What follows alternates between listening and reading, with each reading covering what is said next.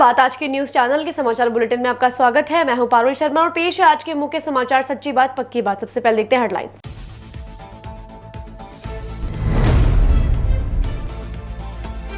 देवनानी ने फिर मारा बयानों का शक्तिबाण, कहा गहलोत सोने के सिक्के भी बांट दे तो भी कांग्रेस नहीं आएगी सत्ता में।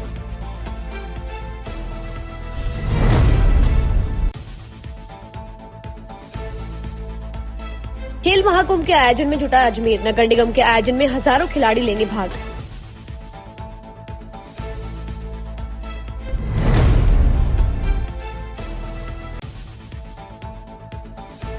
इस बार राज्य में तेज गर्मी के आसार, अभी से गर्मी दिखा रही है आंख।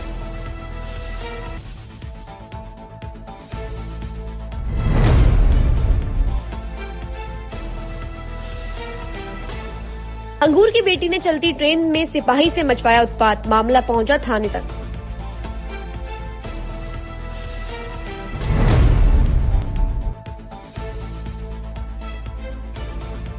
दोस्त की आर्थिक मदद करना पड़ा भारी, 6 लाख की राशि के लिए पुलिस में दर्ज करवाना पड़ा मुकदमा।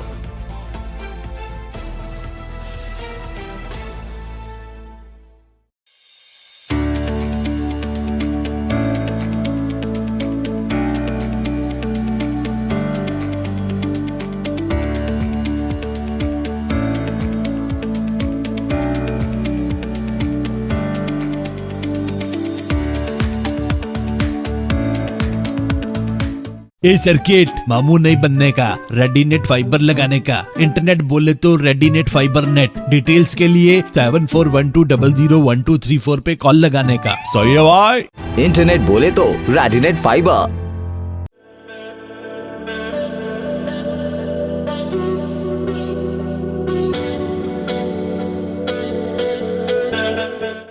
अजमेर शहर में प्लॉट, मकान, फ्लैट, दुकान आदि खरीदने, बेचने व किराए हेतु आज ही प्ले स्टोर से डाउनलोड करें Varsha real estate app.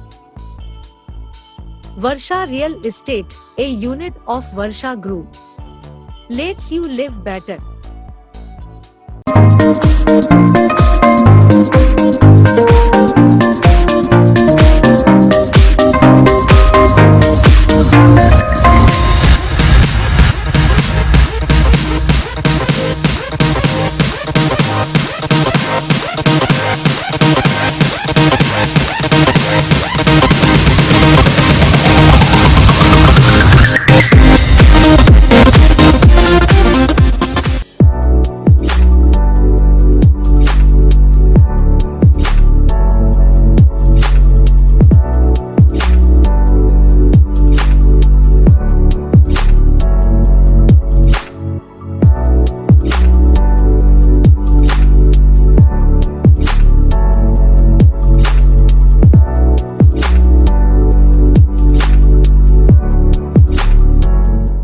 Dolphin Water Park अब नए रूप में पूरे परिवार के लिए मनोरंजन का स्थान, जहां है kids pool, swimming pool, wave pool, rain dance, slides,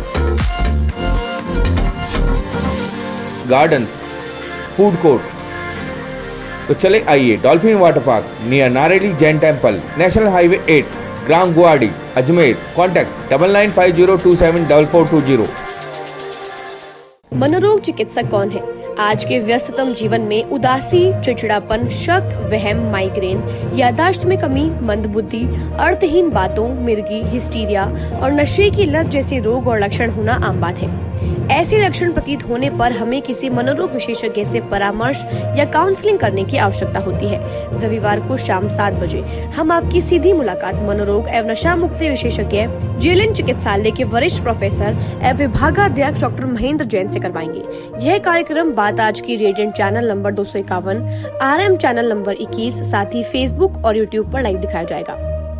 सीधे प्रसारण होने वाले इस कार्यक्रम के दौरान आप मस्तिष्क संबंधी एवं नशा रोगियों के विषय में अजमेर के जाने माने मनोरोग विशेषज्ञ और काउंसलर डॉक्टर महेंद्र जैन से सवाल पूछ सकते हैं। इस कार्यक्रम में डॉक्टर जैन आपके पूछे गए सभी सवालों का सीधा जवाब देंगे। और अब शुरू करते हैं समाचारों का बेहतरीन सफर। पूर्व शिक्षा राज्य मंत्री और अजमेर उत्तर के विधायक वासुदेव देवनानी ने कहा कि प्रदेश के मुख्यमंत्री अशोक गहलोत जनता को भले ही सोने के सिक्के बांट दे, तो भी इस साल होने वाले विधानसभा चुनाव में कांग्रेस का सुपड़ा साफ होने से कोई नहीं बचा सकता। पूर्व शिक्षा राज्य मंत्री और अजमेर उत्तर के विधायक वासुदेव देवनानी ने कहा कि प्रदेश के मुख्यमंत्री अशोक गहलोत जनता को भले ही सोने के सिक्के बांट दे, तो भी इस साल होने वाले विधानसभा चुनाव में कांग्रेस का सुपड़ा साफ होने से कोई नहीं बचा सकता है।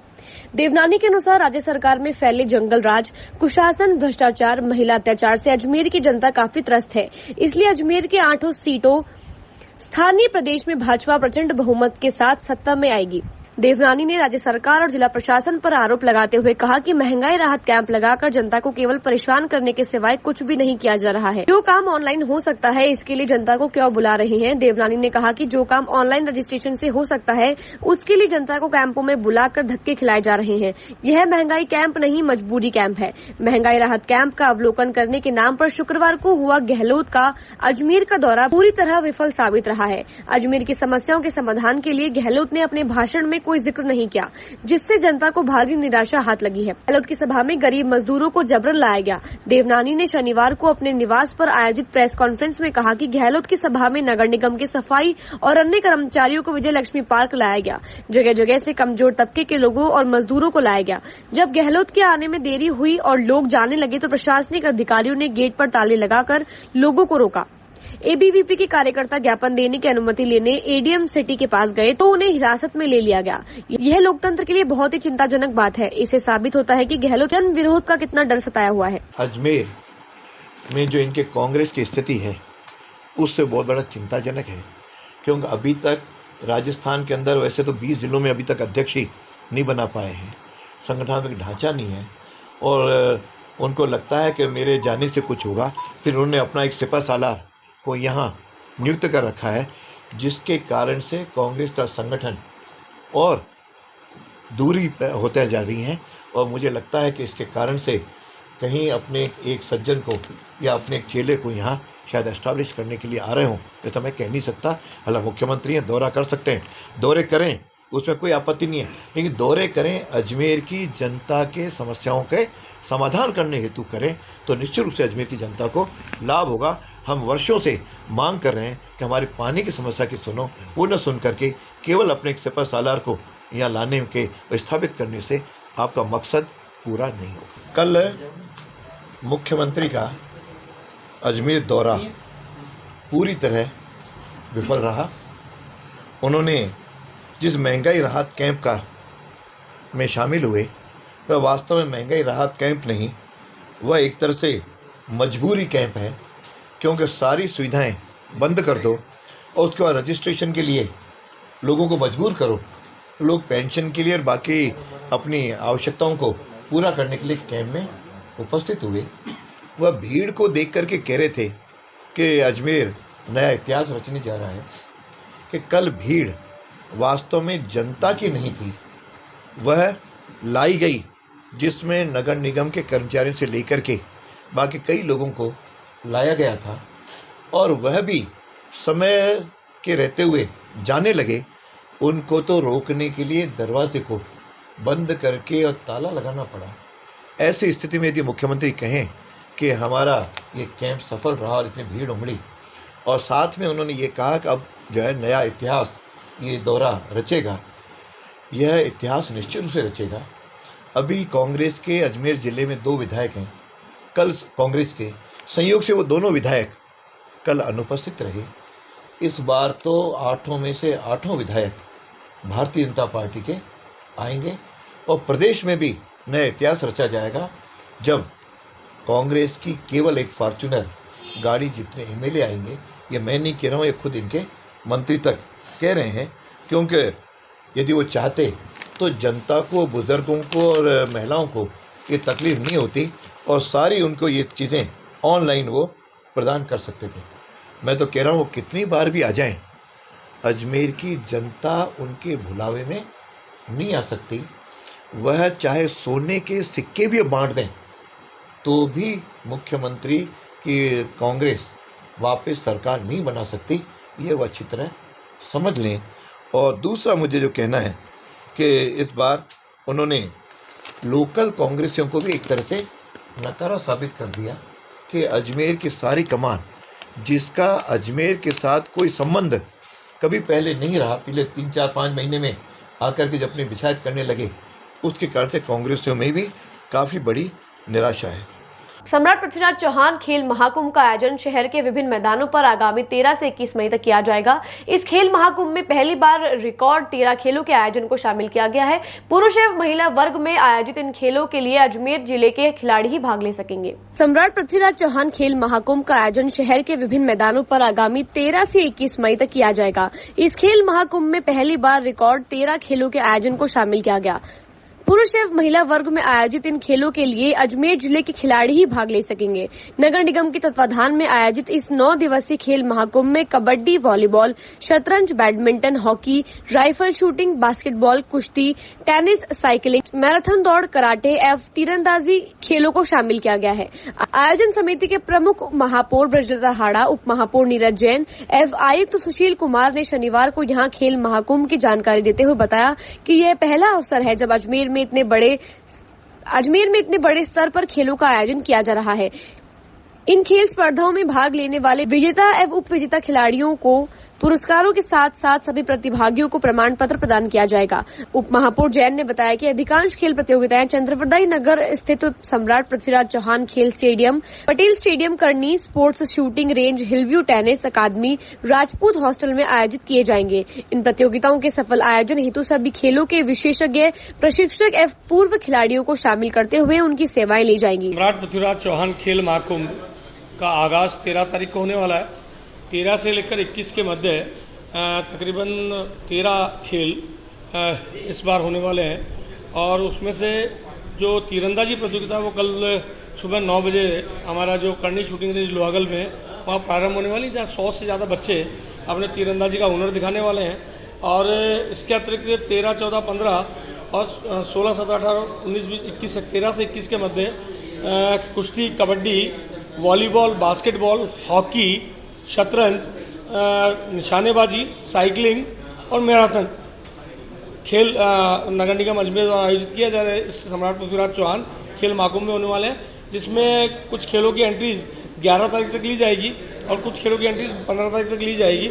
जिसमें बास्केटबॉल जो है 15 तारीख तक जो भी टीमें से भाग लेना चाहे उस 15 तारीख पहले अपनी एंट्री कराते हैं, जिससे कि ड्रॉ वगैरह डल जाए।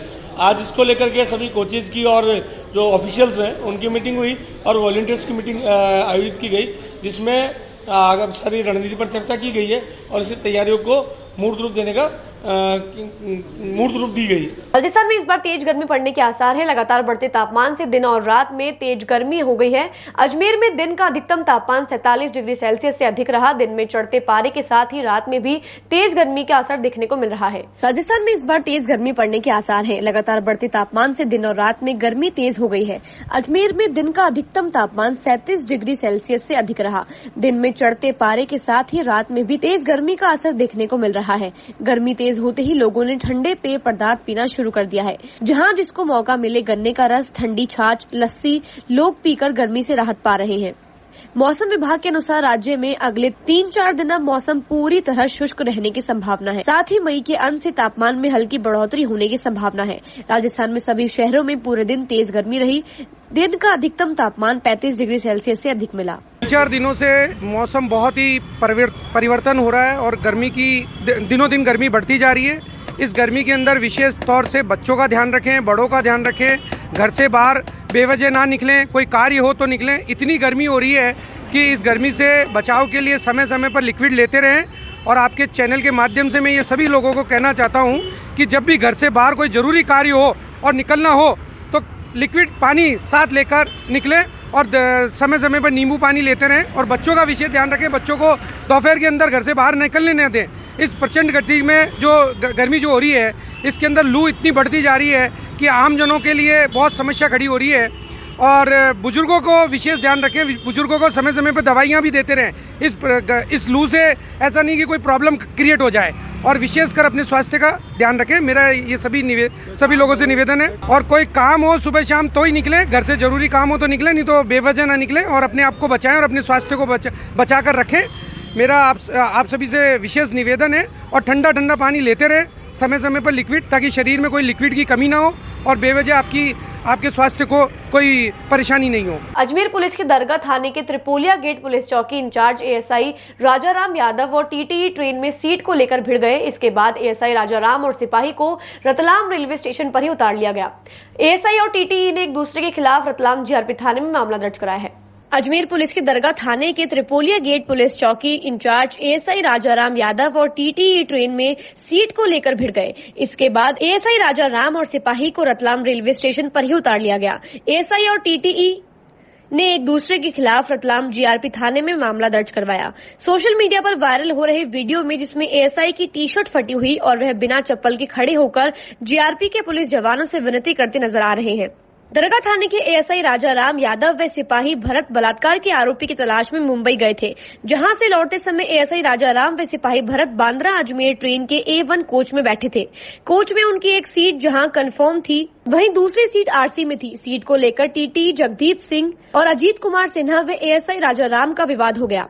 इसके चलते ट्रेन में हंगामा हो गया। टीटीई ने आरपीएफ को बुला लिया और वहीं रतलाम में जीआरपी पुलिस को सूचित करके एएसआई राजाराम और सिपाही भरत सिंह को रेलवे स्टेशन पर ही उतार लिया गया, जहां हाथापाई भी हुई। इसका वीडियो सोशल मीडिया पर वायरल हो रहा है। बांद्रा अजमेर ट्रेन में सफर कर रहे यात्रियों ने एएसआई राजाराम पर शराब के नशे में 2 से 3 घंटे तक गाली गलौज और हंगामा करने का आरोप लगाया है। एक यात्री का वीडियो भी सोशल मीडिया पर वायरल हो रहा है, जिसमें वह एएसआई राजाराम व उसके साथी पर शराब के नशे में सभी यात्रियों के साथ अभद्रता, गाली गलौज, 2 यात्रियों के साथ मारपीट, अटेंडर व टीटी के साथ मारपीट करने का आरोप जड़ रहा है। इस घटना के बाद अब देखना होगा कि जिला पुलिस अधीक्षक चूनाराम जाट के एक्शन। गाड़ी के अंदर कंप्लीट 11:30 बजे, पौने 12 बजे से जो लफड़ा करना चालू किया है, दारू पी के इतना फुल गाली गलौज की दर्द में माँ बहन की गालियां, गाड़ी के अंदर मेरे बच्चे रोने लग गए, सब डरने लग गए, टीटी को मारा और सबको, अटेंडेंट को मारा, सबको धमकाया। दोस्ती में दगा, यह कहावत तो आपने सुनी होगी, मगर जो खबर हम आपको दिखाने वाले हैं उससे यह कहावत चरितार्थ होती नजर आ रही है। दरअसल आदर्श नगर थाने में एक मुकदमा दर्ज हुआ, जिसमें बताया गया कि एक युवक ने अपने दोस्त को बहुत जरूरी काम पड़ने के लिए 6 लाख रुपए उधार दिए थे। कई साल बीत जाने के बाद भी 6 लाख रुपए शातिर युवक ने वापस नहीं लौटाए, जिस पर पीड़ित ने आदर्श नगर थाने में मुकदमा दर्ज कराया है। गड्डी मालिया निवासी सुरेश कुमार सैनी ने बताया कि उसका ईंट भट्टे का काम है। वहीं उसकी पहचान किशोर नाम के व्यक्ति से हुई। किशोर ने अपनी गरीबी और घर में जरूरत होने का हवाला देते हुए सुरेश से 2 किस्तों में 3-3 लाख करके 6 लाख रुपए ले लिए। किशोर द्वारा बताए गए समय अवधि समाप्त होने के बाद भी जब सुरेश ने रुपए मांगे तो किशोर आनाकानी करने लगा। किशोर ने सुरेश को पुराने चेक भी थमा दिए, जो बैंक में अनादर हो गए। अब पीड़ित सुरेश ने किशोर के खिलाफ आदर्श नगर थाने में न्यायालय के इस्तगासे के जरिए मुकदमा दर्ज कर कार्यवाही की मांग की है। माननीय न्यायालय श्रीमान जैम फॉर अजमेर से इस्तगासा 156 का प्राप्त हुआ। परिवादी श्री सुरेश कुमार बंसीलाल, दुर्गा कॉलोनी, गड्डी मालियान का। उसने अपने प्रेमी रिश्तेदार को 6 लाख रुपए व्यवसाय करने के लिए हवाला देकर उसको 6 लाख रुपए दिए थे। रिश्तेदार ने फिर दोबारा उसको जो वापस दिए तो वो चेक उसने पुराने दे दिए, जिसको परिवादी द्वारा बैंक में लगाए गए तो वो चेक अनादर हो गए। उस पर जो चेक थे वो पुराने दे दिया।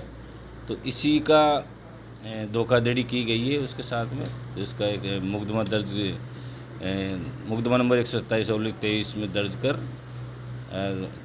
एसआई श्री कन्हैयालाल जी उसका अनुसंधान कर रहे हैं, आगे कार्रवाई की जाएगी। सुरेश ने यह भी बताया कि अगर उसे उसकी मेहनत की कमाई किशोर से वापस नहीं मिली तो वह आत्मदाह कर लेगा। ये सर जी 12/11/2018 को किशोर कुमार चूनाराम, जो कि 3 लाख रुपए मेरे को शादी के भाई ने, मेरे घर में शादी है, मेरे को 3 लाख रुपए उधार दे दो, तो मैंने बिना ब्याज के इसको पैसे दिए। जब उसका तगाजा निकल गया, उसने मेरे को चेक दिया और 1000 के स्टाम्प पे लिख के दिया। उसके बाद मैंने इसको कई बार तगाजा करा, तो इसको फिर 2021 के अंदर फिर इसको ज़रूरत पड़ी, फिर ये मेरे से 3 लाख रुपए ले गया। जब वो 3 लाख दे गया तो मैंने कहा अभी पैसे दे। तो अभी जनवरी में मेरी 2023 में मेरी बच्ची की शादी थी, तो बोले मैं शादी में लौटा दूंगा। शादी भी हो गई मेरी बच्ची की। आखिर में मेरे को घर बेचना पड़ा उस कर्जे के लिए। अगर ये पैसे नहीं आते तो मेरे को आत्महत्या करनी पड़ेगी। इसकी समेत जिम्मेदारी किशोर के परिवार और किशोर की होगी। ये रोजास का रहने वाला है और ये ईंटों के भट्टे पे काम करता है और ठेकेदार है। ये मेरे से संपर्क, ये हमारे ईंटों के भट्टा है, वहाँ आता जाता था, इससे ये मेरे से संपर्क हुआ और 15-16 से मेरा संपर्क था और मैंने देखा विश्वासी आदमी है, गरीब है आदमी है तो दे देगा, पर मेरे को ये मालूम नहीं था कि अमानत में खमानत करेगा। ये 6 लाख रुपए मांगता हूँ। नहीं, बिल्कुल ही नहीं दिया। हाँ, 2 बार में दिया। हाँ, मैं पहले थाने पे आया, थाने पर मेरी 2-3 महीने तक एप्लीकेशन पड़ी रही। उसके बाद मैंने एसपी साहब को वाई पोस्ट एडी रजिस्ट्री करके वो भी दी, उसको भी लेके बैठ गए। उसके बाद कुछ ही नहीं हुआ। एक बार एक सिपाही मेरे साथ गया, उसके बाद मैंने इनको कई बार निवेदन किया, पर उन्होंने यहाँ आते हैं तो बोले हमारा काम नहीं है, कोर्ट जाओ। तो लास्ट में मेरे को कोर्ट जाना पड़ा, जो कोर्ट से इसका सा होने के बाद आज मेरी एफआईआर की मेरे को दी गई है और मेरे आज बयान लिए गए हैं। नहीं रहेगा तो मेरे बच्चे, तो मैंने मकान बेच दिया। अगर वो ताकत टाइम पर दे देता पैसा तो मैं उसके ऊपर कोई कानूनी कार्रवाई नहीं करूँगा। अगर पैसा नहीं देगा तो मेरे को आत्महत्या करनी पड़ेगी। उसकी समेत जिम्मेदारी इसकी किशोर की और किशोर के परिवार की होगी। समाचारों को देते हैं थोड़ा सा विराम, जल्दी मिलते खबरों के सफर पर।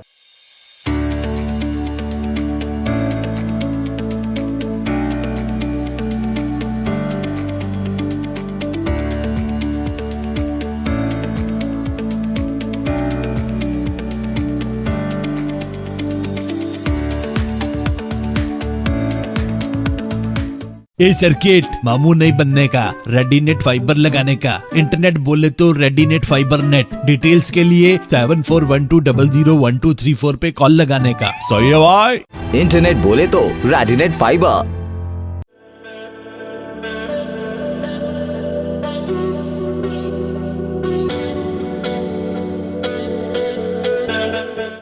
अजमेर शहर में प्लॉट, मकान, फ्लैट, दुकान आदि खरीदने, बेचने व किराए हेतु आज ही प्ले स्टोर से डाउनलोड करें Varsha real estate app. Varsha real estate, a unit of Varsha group, lets you live better.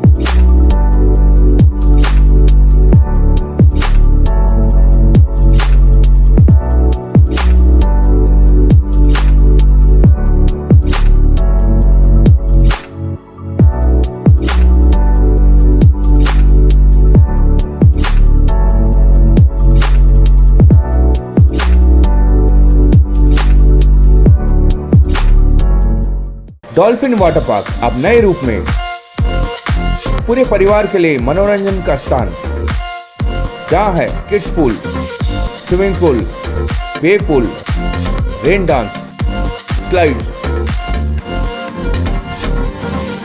Garden, food court. तो चले आइए Dolphin Water Park near Nareli Jain temple, national highway 8, ग्राम गुवाहाटी, अजमेर। कॉन्टैक्ट 9950274420। मनोरोग चिकित्सक कौन है? आज के व्यस्ततम जीवन में उदासी, चिड़चिड़ापन, शक, वहम, माइग्रेन, याददाश्त में कमी, मंदबुद्धि, अर्थहीन बातों, मिर्गी, हिस्टीरिया और नशे की लत जैसे रोग और लक्षण होना आम बात है। ऐसे लक्षण प्रतीत होने पर हमें किसी मनोरोग विशेषज्ञ से परामर्श या काउंसलिंग करने की आवश्यकता होती है। रविवार को शाम 7 बजे हम आपकी सीधी मुलाकात मनोरोग एवं नशा मुक्ति विशेषज्ञ जेएलएन चिकित्सालय के वरिष्ठ प्रोफेसर एवं विभागाध्यक्ष डॉक्टर महेंद्र जैन से करवाएंगे। यह कार्यक्रम बात आज की radiant channel number 251, RM channel number 21, साथ ही फेसबुक और यूट्यूब पर लाइव दिखाया जाएगा। सीधे प्रसारण होने वाले इस कार्यक्रम के दौरान आप मस्तिष्क संबंधी एवं नशा रोगियों के विषय में अजमेर के जाने माने मनोरोग विशेषज्ञ और काउंसलर डॉक्टर महेंद्र जैन से सवाल पूछ सकते हैं। इस कार्यक्रम में डॉक्टर जैन आपके पूछे गए सभी सवालों का सीधा जवाब देंगे। एक बार फिर आपका स्वागत है। आइए चलते हैं खबरों के नए सफर पर। फाइनेंस कराने के बाद वाहन को खुर्द-बुर्द करने का मामला कृष्णगंज थाने में दर्ज हुआ है। थाना क्षेत्र के स्टेट बैंक के मैनेजर आकाश ने रिपोर्ट देकर 2 लोन लेने वाले लोगों के खिलाफ कार्यवाही की मांग की है। फाइनेंस कराने के बाद वाहन को खुर्द खुर्द-बुर्द कराने का मामला कृष्णगंज थाने में दर्ज हुआ है। थाना क्षेत्र के स्टेट बैंक के मैनेजर आकाश ने रिपोर्ट देकर 2 लोन लेने वाले लोगों के खिलाफ कार्यवाही की मांग की है। कृष्णगंज थाने के एएसआई विष्णु प्रसाद ने बताया कि सेठी नगर पर्वतपुरा निवासी मुंसीफ ने 8,50,000 रूपए का लोन वाहन खरीदने के नाम पर लिया था। इसी तरह कृष्णगंज यादव कंपाउंड निवासी सुनील ने 5,05,000 रूपए का लोन गाड़ी पर फाइनेंस कराया था। आरोपियों ने किस्त जमा नहीं कराई और न ही निरीक्षण कराया। दोनों ने वाहनों को खुर्द-बुर्द कर लिया। बकाया के लिए संपर्क किया तो न तो भुगतान किया गया और न ही वाहन का फिजिकल वेरिफिकेशन कराया गया। पता करने पर जानकारी में आया कि आरोपी ने वाहन को खुर्द-बुर्द कर दिया है, अन्य को बेच दिया है, लोन की राशि हड़प ली है। अतः कार्यवाही की जाए। पुलिस ने मामला दर्ज कर जांच शुरू कर दी है। ये स्टेट बैंक के प्रबंधक महोदय हैं आकाश जी इंगोनिया साहब। इन्होंने 156 दिन के तहत न्यायालय से इस्तीफा दर्ज कराया है। वाहन को खुर्द-बुर्द करने से संबंधित है। बैंक से लोन लिया 4 व्हीलर का और वाहन को खुर्द-बुर्द कर दिया, समय पे किस्तें नहीं चुकाई। नंबर फर्स्ट में है लूसी बी जानस, ये हैं सेठी नगर पर्वतपुरा अजमेर के। इन्होंने 8,50,000 का लोन लिया था और लोन समय पे नहीं चुकाया और वाहन को खुर्द-बुर्द कर दिया। इससे संबंधित प्रकरण दर्ज हुआ है। नंबर 2 में है सुनील कुलगोड, ये हैं किशनगंज रॉबर्ट कंपाउंड के हैं। इन्होंने 5,05,000 जो है लोन लिया था 4 व्हीलर के लिए और अपना वाहन खुर्द-बुर्द कर दिया। बैंक की किस्त समय पर नहीं चुकाई, तब इन्होंने न्यायालय से 156 दिन के तहत इस्तीफा किया है। 420 406 में पुलिस थाना कोतवाली से विष्णु प्रसाद एएसआई। 2 प्रकरण दर्ज हुए अलग अलग। लूसी जी का अलग हुआ है, सुनील कुलगोड जी का अलग हुआ है। पूर्वी राजस्थान नहर परियोजना किसान विकास समिति की ओर से ईआरसीपी को राष्ट्रीय परियोजना घोषित कराने के लिए 7 मई को पूर्वी राजस्थान के 13 जिलों में महिला रैली निकाली गई। इस दौरान हर जिले में कलेक्टर को प्रधानमंत्री के नाम ज्ञापन सौंपे गए और ईआरसीपी को राष्ट्रीय परियोजना घोषित कराने के पुरजोर ढंग से मांग की गई है। पूर्वी राजस्थान नहर परियोजना किसान विकास समिति की ओर से ईआरसीपी को राष्ट्रीय परियोजना घोषित कराने के लिए 7 मई को पूर्वी राजस्थान के 13 जिलों में महिला रैली निकाली गई। इस दौरान हर जिले में कलेक्टर को प्रधानमंत्री के नाम ज्ञापन सौंपे गए और ईआरसीपी को राष्ट्रीय परियोजना घोषित करने की पुरजोर ढंग से मांग की गई। परियोजना की प्रदेश अध्यक्ष संगीता गुर्जर ने बताया कि 13 जिलों में चंबल का पानी पहुंचे और वहां पर किसानों को खेती के लिए पानी मिल सके, इसको लेकर आज अजमेर शहर के विभिन्न क्षेत्रों में रैली निकाली गई। पूर्वी राजस्थान में पानी का भीषण संकट गहराया हुआ है। भूमिगत जल स्तर लगातार नीचे जा रहा है, जिससे पेयजल और सिंचाई की बड़ी समस्या से आमजन त्रस्त है। 13 जिले के किसान इस समस्या के समाधान के लिए काफी समय से सरकार से ईआरसीपी को राष्ट्रीय परियोजना घोषित करने की मांग कर रहे हैं, लेकिन सरकार सुनवाई नहीं कर रही है। ग्रामीण परिवारों में पानी की समस्या से महिलाओं को ही सर्वाधिक सामना करना पड़ता है। ऐसे में ईआरसीपी को राष्ट्रीय परियोजना घोषित कराने के लिए 7 मई को सभी 13 जिलों में महिला रैली का आगाज किया गया। जिला और उपखंड स्तर पर निकाली गई इन रैलियों में महिलाओं ने बड़ी संख्या में शामिल होकर ईआरसीपी को राष्ट्रीय परियोजना घोषित करने की मांग बुलंद की है। मैं पहले मीडिया के माध्यम से अपना परिचय देना चाहूंगी। मैं पूर्वी राजस्थान नहर परियोजना किसान विकास समिति राजस्थान प्रदेश अध्यक्ष महिला प्रकोष्ठ जी। ये जो रैली है वो भामासा राम निवासी मीणा साहब और किसानों के नेतृत्व में निकाली जा रही है। इस रैली का उद्देश्य ये है कि जो 13 जिले राजस्थान के जो 13 जिले जिला कोटा, भरतपुर, दौसा, अलवर, झालावाड़, बूंदी और 12 टोंक, जयपुर, अलवर, अजमेर, सवाई माधोपुर, धौलपुर, भरतपुर, ये ऐसे 13 जिले हैं जिसमें पानी नहीं है। और पानी आपको मैं बताना चाहूँगी वह 5-5 रुपये में पानी के घड़े मिलते हैं। जो टैंकर आता है वो 5-5 में पीने का पानी मिलता है। और ये ऐसे क्षेत्र है जहाँ पानी की बहुत ज़्यादा खपत है।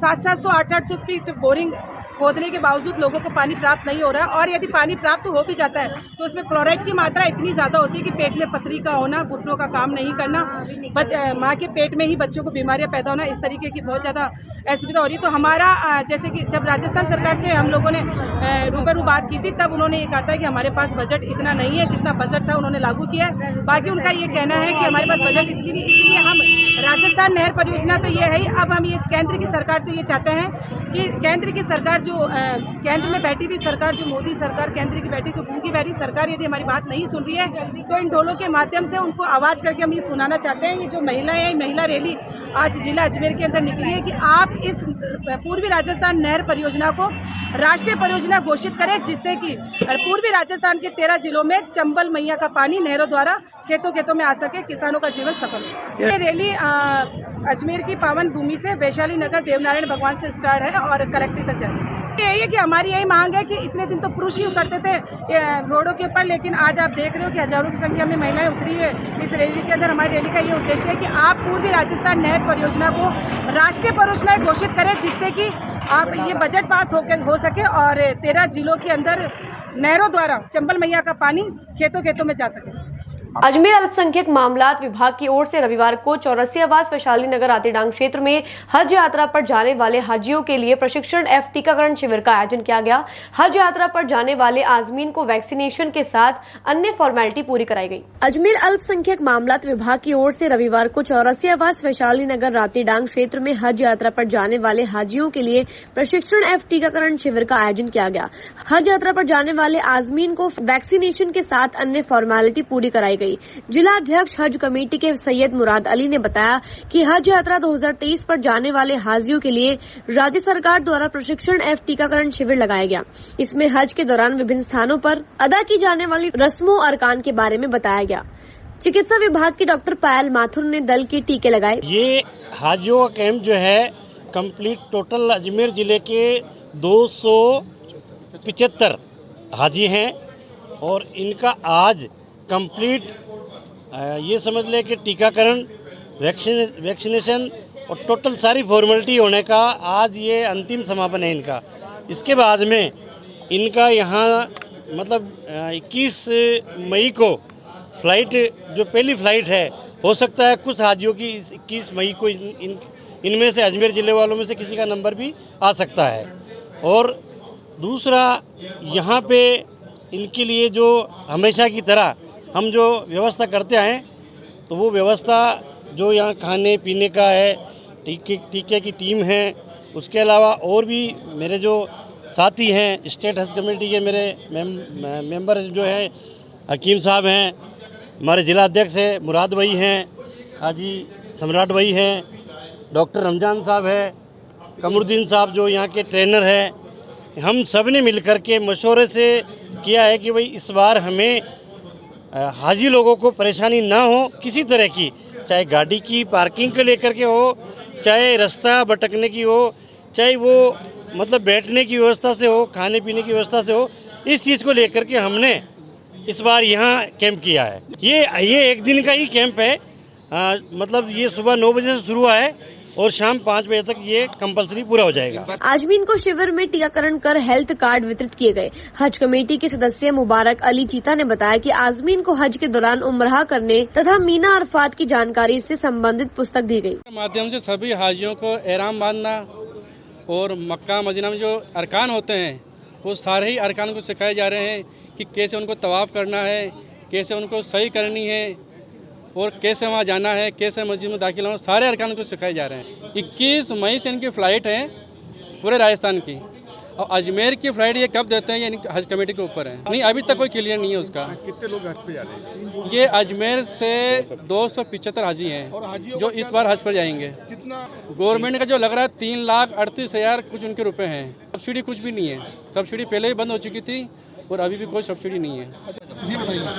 आज यहाँ हज कमेटी का जो हाजियों का कैंप का प्रोग्राम रखा है, यहाँ इसलिए रखा है कि यहाँ पे गाड़ी की व्यवस्था है। सबसे बड़ी हाजियों के लिए गाड़ी की बड़ी समस्या रहती है, यहाँ रखा है। और यहाँ वैशाली नगर चौरसियावास ईदगाह, यहाँ डॉक्टर अशफाक खान साहब का फार्म हाउस है, यहाँ हाजी साहिबान का जो है कैंप का प्रोग्राम रखा है। कितना कैंप है? कैंप जो है 7/5/2023 का एक ही दिन का होगा कैंप, आज ही का होगा। जो जांचें हो रही है यहाँ पे टीका लगाया जा रहा है और पोलियो की जो है वो पिलाया जा रहा है, ताकि किसी आदमी को कोई तकलीफ कोई परेशानी ना हो। कैंप में किन किन ने सहयोग करा उनका? इस जो टीम में इस कैंप के अंदर जो सहयोग किया है, हमारे स्टेट हज कमेटी सदस्य हैं मुबारक भाई चीता साहब और हमारे एडवोकेट हाजी सम्राट भाई और हकीम भाई साहब, डॉक्टर रमजान साहब, हाजी कमरुद्दीन साहब, हाजी राउत साहब और एजाज सिद्दीकी साहब, ये जो है डॉक्टर पायल माथुर और दूसरा अपना वो अपने अल्पसंख्यक विभाग के जो है अधिकारी है अपने एजाज अहमद साहब, उनकी मौजूदगी में जो है ये टीका लगाया जा रहा है। समाचारों को देते हैं थोड़ा सा विराम, जल्दी मिलते खबरों के सफर पर।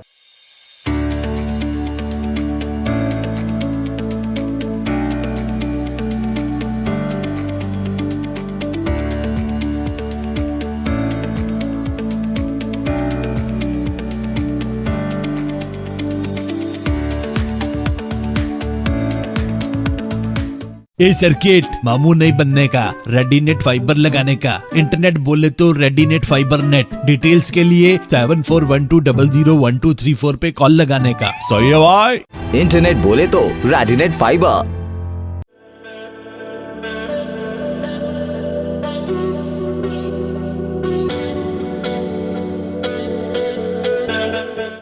अजमेर शहर में प्लॉट, मकान, फ्लैट, दुकान आदि खरीदने, बेचने व किराए हेतु आज ही प्ले स्टोर से डाउनलोड करें Varsha real estate app.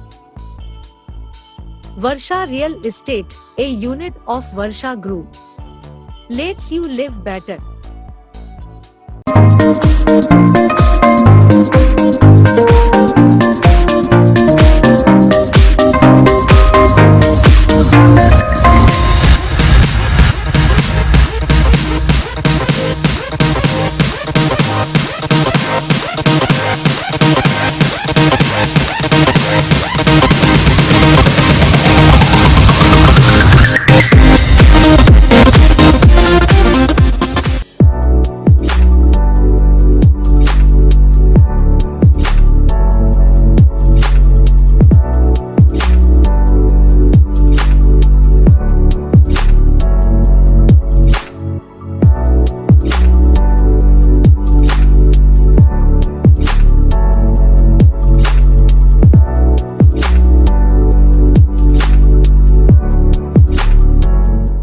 Dolphin Water Park अब नए रूप में पूरे परिवार के लिए मनोरंजन का स्थान, जहां है kids pool, swimming pool, wave pool, rain dance, slides,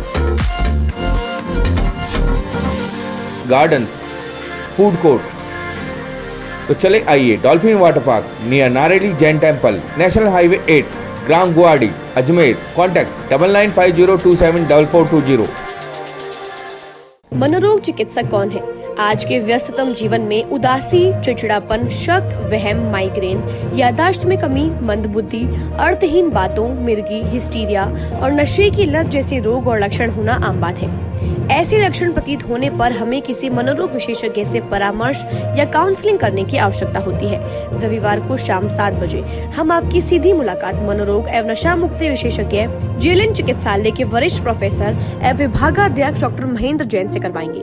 यह कार्यक्रम बात आज की radiant channel number 251, RM channel number 21, साथ ही फेसबुक और यूट्यूब पर लाइव दिखाया जाएगा।